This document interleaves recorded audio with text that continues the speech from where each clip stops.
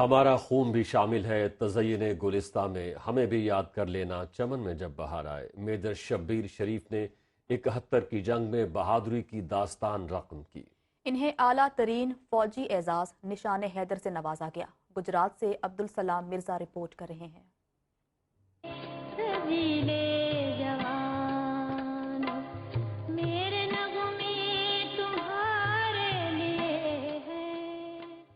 گجرات کا فخر، شبیر شریف 21 سال کی عمر میں پاک فوج کا حصہ بنے۔ 3 دسمبر 1971 کو وہ Frontier Force Regiment Head Sulemanki کے محاذ پر تعینات تھے۔ میجر شبیر شریف نے دشمن کے 43 سپاہیوں کو انجام تک پہنچایا، 28 کو قیدی بنایا اور 4 ٹینک بھی تباہ کیے۔ وہ دیدہ دلیری سے لڑتے ہوئے شہید ہوئے اور اعلیٰ ترین فوجی اعزاز نشان حیدر کے حقدار قرار پائے۔